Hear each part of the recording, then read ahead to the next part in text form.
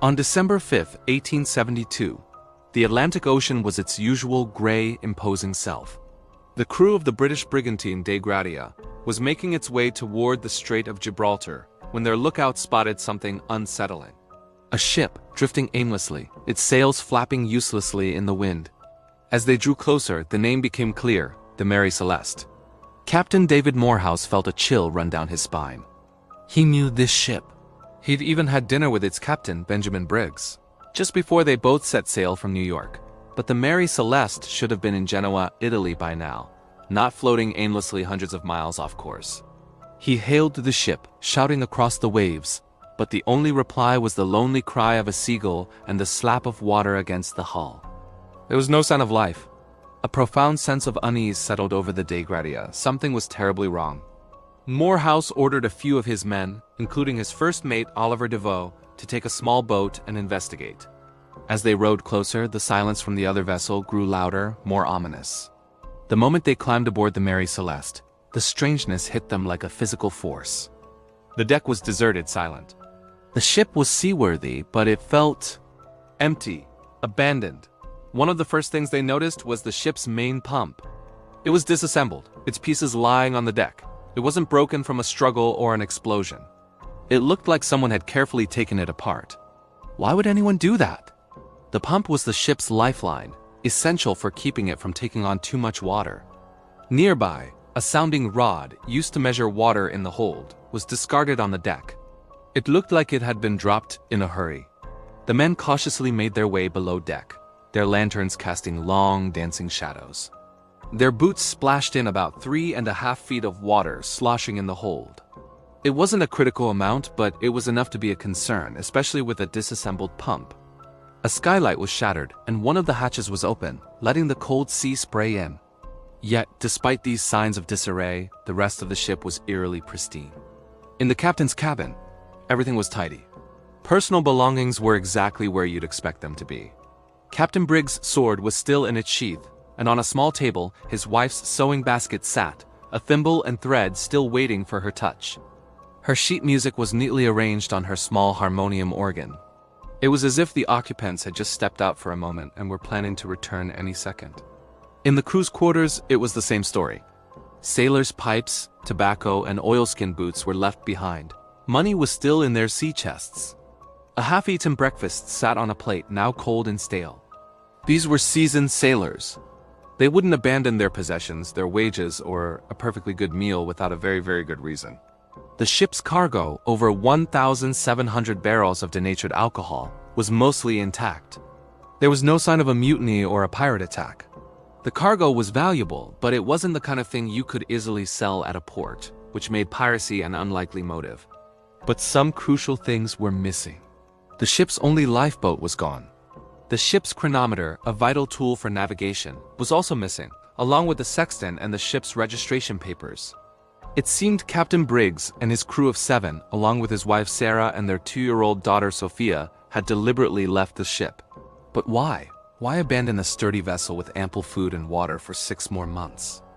Why would they take to a small, fragile lifeboat in the middle of the treacherous Atlantic? The official inquiry held in Gibraltar offered no clear answers. Theories began to fly, each more fantastic than the last. Some speculated that the alcohol fumes from the cargo had expanded in the heat, blowing off a hatch and causing the crew to panic, thinking the ship was about to explode. This might explain the hasty departure. They could have piled into the lifeboat, tethering it to the Mary Celeste, intending to return once the danger had passed. But perhaps the rope snapped, leaving them adrift and at the mercy of the ocean. This is a plausible theory, but it doesn't explain everything. Why disassemble the pump? Why take the navigation instruments but leave behind their personal belongings and valuables? And what could have caused such sudden, extreme panic in an experienced captain like Benjamin Briggs? Over the years, the story of the Mary Celeste has captured the public imagination, giving rise to wilder explanations. Was it a giant squid or a sea monster that attacked the ship, plucking the crew from the deck one by one? Did they encounter a floating island, or maybe even a UFO that spirited them away? Some have suggested a mutiny where the crew killed the Briggs family and fled, but the lack of any violence or struggle on board makes this unlikely.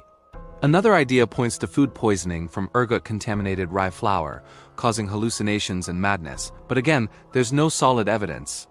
Perhaps the most haunting theory is simply that we will never know. The ocean is vast and unforgiving, and it holds its secrets close. The 10 souls aboard the Mary Celeste captain, his family and his crew sailed into a mystery. They left behind a perfectly sound ship, a floating tomb filled with the ghosts of their everyday lives. The ship itself was eventually sailed to Gibraltar, but its reputation was forever tarnished. It was seen as cursed, an unlucky vessel. The Mary Celeste became a legend, the ultimate ghost ship. Its name is now synonymous with unexplained disappearances at sea. The story serves as a chilling reminder of the power and mystery of the ocean. It forces us to confront the unsettling idea that sometimes there are no answers. Sometimes people can just vanish, leaving behind only questions that echo through time, carried on the wind and waves. The ship's empty decks, the abandoned possessions, the silent cabins, they all tell a story, but it's a story without an ending. The final chapter was written by the sea itself, and it's a chapter we will likely never get to read.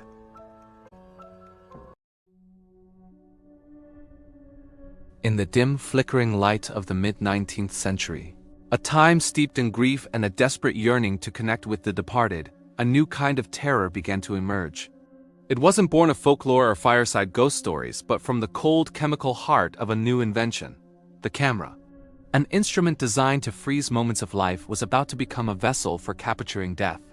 This is the chilling story of William Mumler, a seemingly ordinary engraver turned photographer, whose work blurred the sacred line between the living and the dead, and in doing so, unleashed a unique and enduring horror upon the world. Our story begins in Boston, a city, like many others, draped in the black mourning cloth of the Civil War. The sheer scale of loss was unimaginable, pushing countless souls to seek solace in the burgeoning spiritualist movement. They longed for any sign, any whisper, that their loved ones existed beyond the veil. It was into this atmosphere of profound sorrow that William Mumler stepped, claiming to possess an extraordinary gift. He declared that his camera, through some inexplicable process, could photograph the spirits of the dead.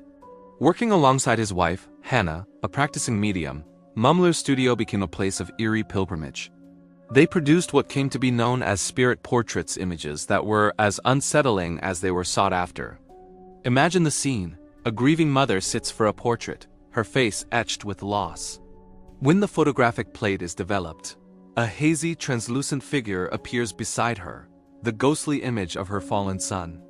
These were not mere smudges or optical illusions.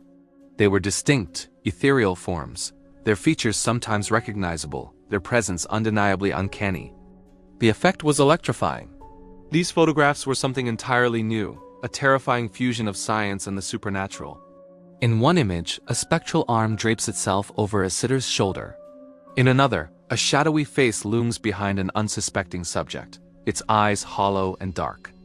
Each portrait was a silent narrative of horror, a scream trapped in silver nitrate, a moment of profound grief invaded by an otherworldly presence. Word of Mumler's astonishing photographs spread like wildfire. To some, he was a charlatan, a clever trickster preying on the vulnerable. To others, he was a miracle worker, a conduit to the afterlife. Skeptics tried to debunk his methods, proposing theories of double exposure and pre-exposed plates, but no one could definitively prove how he achieved his ghostly effects.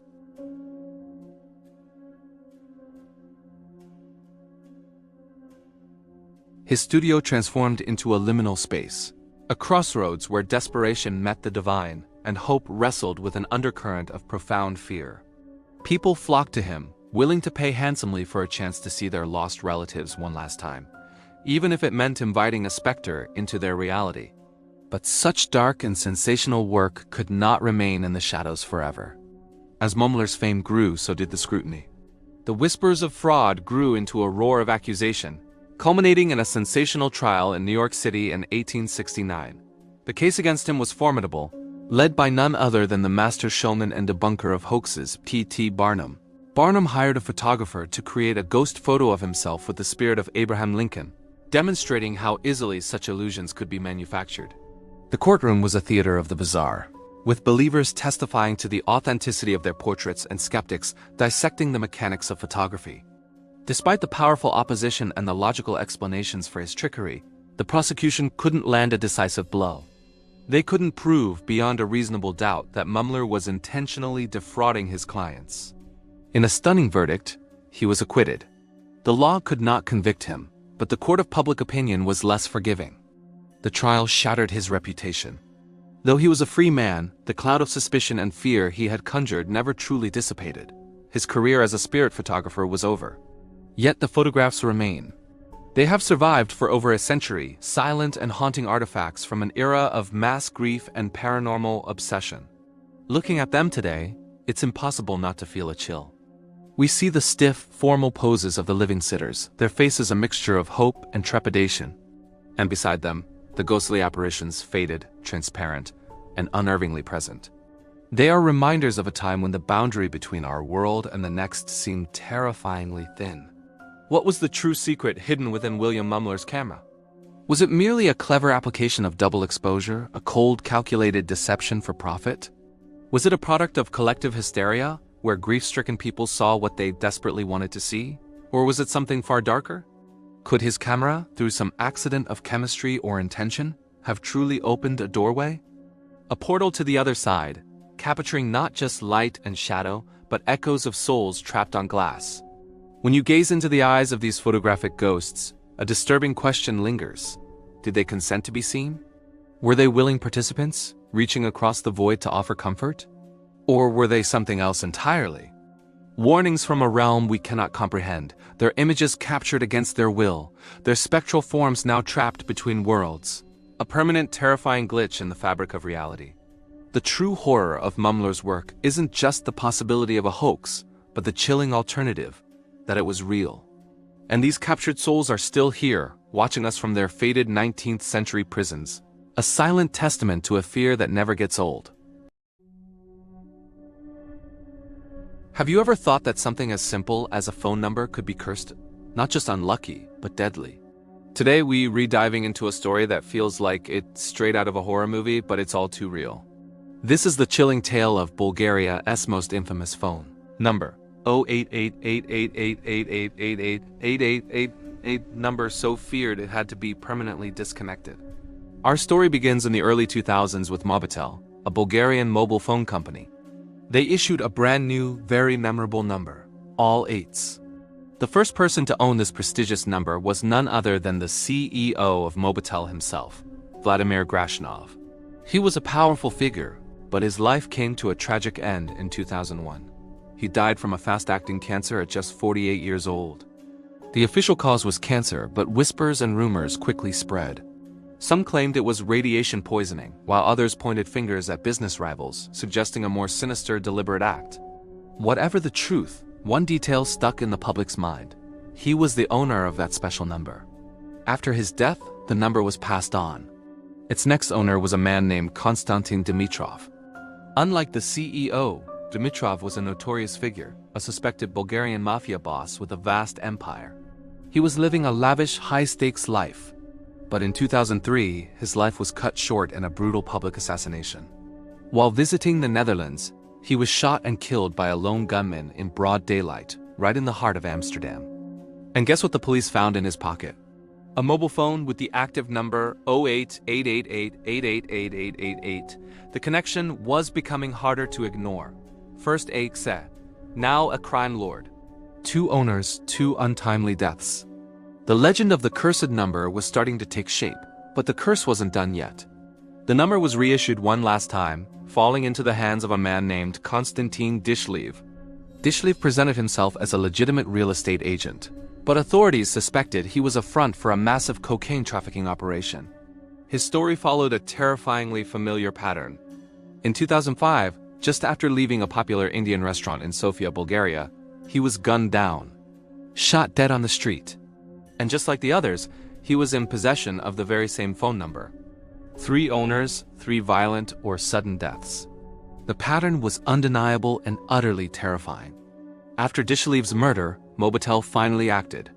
The coincidence was too great, the public fear too palpable. They made a drastic decision. The number 088888888888888. To this day, if you try to dial it, you won't get a ringtone. You won't get a person. You'll just hear an automated message. outside network coverage. The number has effectively been erased from existence. When reporters pressed Mobitel for a comment on the string of deaths linked to the number, their response was a wall of silence. "We have no comment to make," they said.